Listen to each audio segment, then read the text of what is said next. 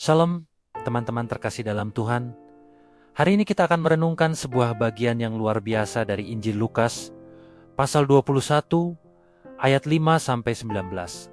Seringkali ketika kita membaca bagian ini, kita mungkin merasa sedikit cemas atau bahkan takut. Yesus berbicara tentang kehancuran bait Allah, perang, gempa bumi, kelaparan, dan penganiayaan.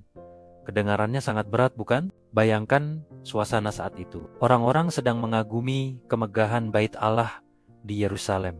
Mereka melihat batu-batu yang indah, persembahan yang mahal, dan merasa bangga dengan simbol iman mereka. Lalu, Yesus datang dan berkata, "Apa yang kamu lihat di situ akan datang harinya di mana tidak ada satu batu pun akan dibiarkan terletak di atas batu yang lain. Semuanya akan diruntuhkan." Tentu saja ini mengejutkan para murid dan semua yang mendengar. Mereka langsung bertanya, "Guru, bila manakah itu akan terjadi dan apakah tandanya?" Kalau itu akan terjadi, pertanyaan ini sangat manusiawi. Ketika kita dihadapkan pada ketidakpastian atau berita buruk, kita ingin tahu kapan tepatnya itu akan terjadi. Kita ingin persiapan. Kita ingin punya kendali. Tapi perhatikan jawaban Yesus. Dia tidak memberikan tanggal pasti. Sebaliknya, dia mengalihkan fokus mereka. Dia berkata, "Waspadalah, supaya kamu jangan disesatkan." Yesus tahu bahwa di tengah kekacauan dan ketakutan, akan banyak orang yang mencoba mengambil keuntungan. Akan ada nabi-nabi palsu yang berkata, "Akulah dia," atau "Waktunya sudah dekat." Yesus menasihati kita untuk tidak mengikuti mereka. Kemudian dia melanjutkan dengan gambaran yang lebih besar. Akan ada perang antar bangsa, gempa bumi dahsyat, wabah penyakit, dan kelaparan. Ini adalah gambaran dunia yang penuh gejolak. Namun, pesan utamanya bukanlah untuk membuat kita panik. Yesus berkata, "Apabila kamu mendengar tentang peperangan dan pemberontakan, janganlah kamu terkejut." Mengapa? Karena semua itu harus terjadi dahulu. Tetapi itu bukanlah kesudahannya. Ini adalah bagian dari proses dunia yang kita tinggali. Yang lebih personal dan mungkin lebih menusuk hati adalah peringatan tentang penganiayaan. Yesus berkata bahwa sebelum semua itu terjadi, para pengikutnya akan ditangkap, dianiaya, diserahkan ke rumah ibadah dan penjara. Bahkan dihadapkan kepada raja-raja dan penguasa oleh karena namanya. Bahkan keluarga dan sahabat terdekat pun bisa berbalik melawan kita. Ini adalah realitas yang sulit diterima. Namun, di tengah peringatan yang berat ini, terselip sebuah janji yang luar biasa. Yesus berkata, hal itu akan menjadi kesempatan bagimu untuk bersaksi. Wow, coba kita renungkan sejenak. Di tengah situasi yang paling sulit, paling menyakitkan, Tuhan melihatnya sebagai sebuah kesempatan. Kesempatan bagi kita untuk menunjukkan iman kita, untuk menjadi saksi tentang kasih dan kebenarannya.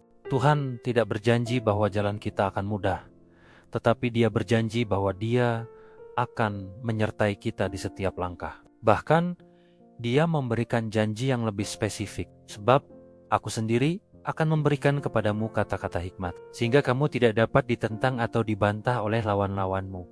Kita tidak perlu cemas tentang apa yang harus kita katakan. Roh Kudus sendiri yang akan memberikan kita hikmat dan kekuatan untuk berbicara. Ini adalah janji penyertaan ilahi yang luar biasa.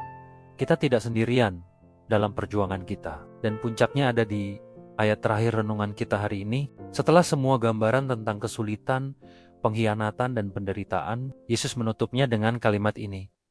"Kalau kamu tetap bertahan, kamu akan memperoleh hidupmu." Kata bertahan di sini bukan berarti bertahan dengan kekuatan kita sendiri. Ini adalah ketekunan yang lahir dari iman. Ini adalah kemampuan untuk tetap berpegang pada Kristus. Tidak peduli seberapa besar badai yang menerpa. Dengan bertahan dalam iman, kita tidak hanya akan menyelamatkan hidup kita di dunia ini, tetapi kita akan memperoleh hidup yang sejati, hidup yang kekal bersamanya.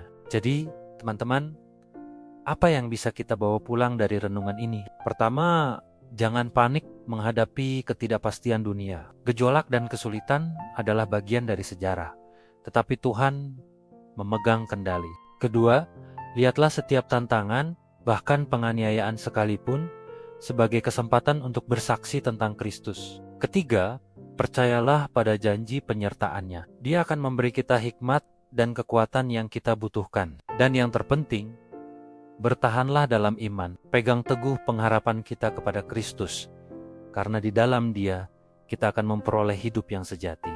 Mari kita berdoa agar Tuhan memberikan kita hati yang waspada, iman yang teguh, dan ketekunan untuk menghadapi apapun yang akan datang, sambil terus menjadi saksinya di dunia ini. Tuhan memberkati kita semua. Terima kasih sudah bergabung dalam renungan hari ini. Sampai jumpa di video selanjutnya.